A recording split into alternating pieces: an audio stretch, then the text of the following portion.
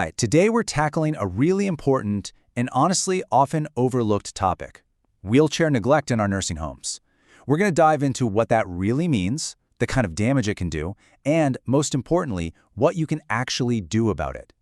You know, for so many folks, that's not just some nice saying on a poster. It's the absolute truth. A wheelchair, it's not about being limited. It's the exact opposite. It's freedom. It's how someone gets to go down the hall, visit with their family, just be a part of things. It's literally their lifeline. So, what happens when that key, that lifeline, is put in the wrong hands? Or worse, in the hands of people who are careless?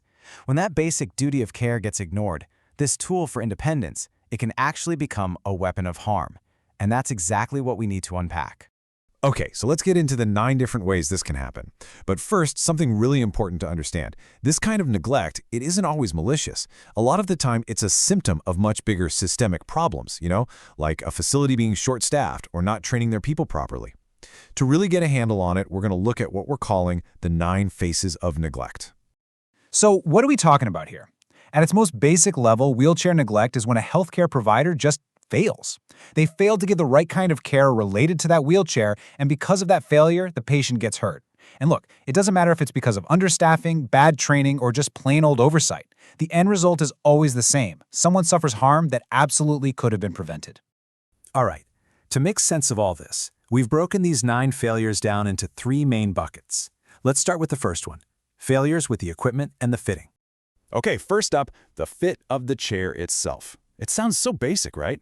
But look at the difference here.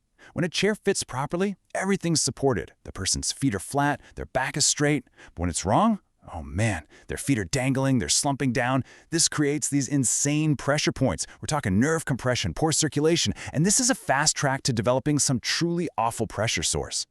Next, let's talk about missing the essential add-ons. And I want to be clear, these are not nice-to-haves. They're non-negotiable. That pressure-relieving cushion, that might be the only thing standing between someone and a horrible wound. A seatbelt for someone with poor trunk control, that's a fall prevention device. And those little anti-tipper bars, they literally stop the chair from flipping over backward. Without them, you're looking at a potential head injury. It's that serious. You know, a wheelchair is just like a car in that it needs regular maintenance. It's a piece of machinery, and when you ignore that, the results are, well, they're completely predictable. Tires that are low on air mean the resident has to work way harder to move, and that can tear up their shoulders. A loose bolt, a little crack in the frame, that's a collapse waiting to happen. And this next one, this one is even worse. We're talking about ignoring a known problem, using a chair that you know is broken. I mean, think about that. Putting someone in a wheelchair with brakes that don't work, that's just asking for a fall. Or a seat that's torn and sagging, that offers zero support and puts every ounce of pressure right on their tailbone.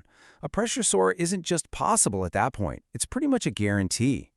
Okay, that covers the equipment side of things. Let's shift gears to our second category, which is all about the hands-on care. Or, the lack of hands-on care. I want you to remember this number, 15 to 30 minutes. Why is that so important? Well, a lot of residents in wheelchairs can't move themselves around to get comfortable. They can't shift their own weight. So, to keep their skin healthy and prevent it from breaking down, staff need to help them reposition every 15 to 30 minutes. If that doesn't happen, blood flow gets restricted, tissue doesn't get oxygen, and that's how terrible wounds start. Okay, one of the single most dangerous times for a resident is getting in or out of that wheelchair, a transfer.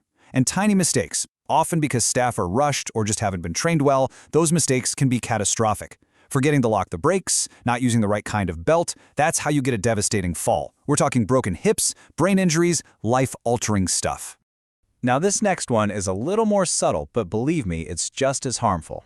Picture this. A resident doesn't have a lot of upper body strength, and they need to get over a thick rug or up a small ramp.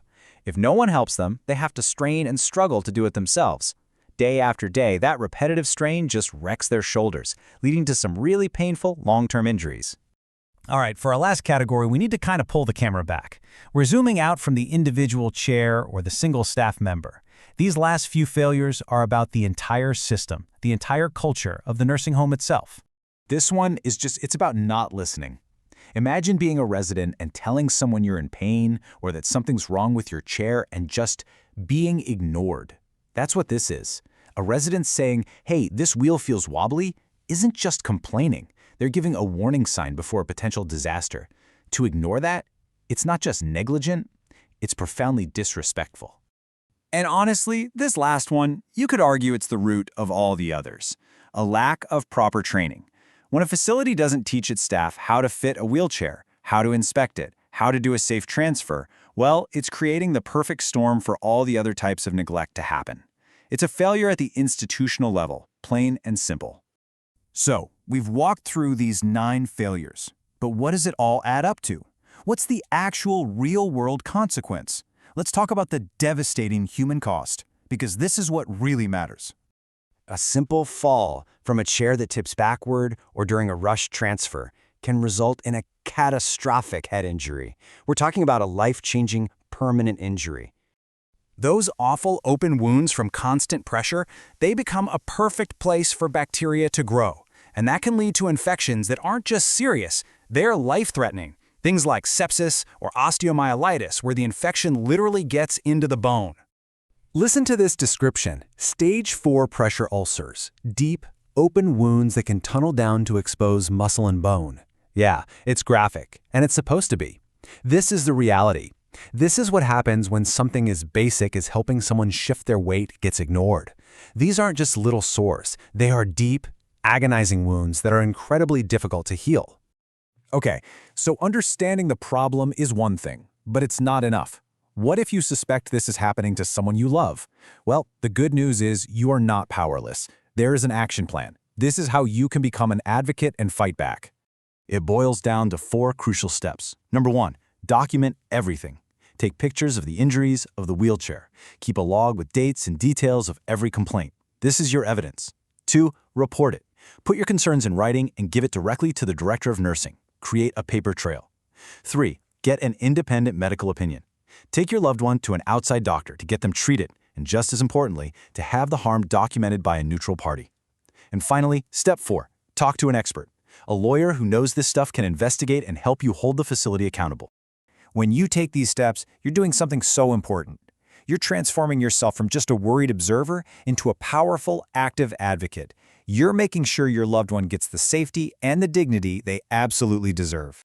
So I want to leave you with this question. When a tool that's meant for independence and freedom actually becomes a source of pain and injury, who is ultimately responsible for making sure that doesn't happen? You know, it's easy to point a finger at one caregiver, but when you see the whole system is failing, not enough training, not enough staff, not the right equipment, doesn't the responsibility get a lot bigger? It really makes you think, what is our responsibility as a society to make sure the most vulnerable among us are protected?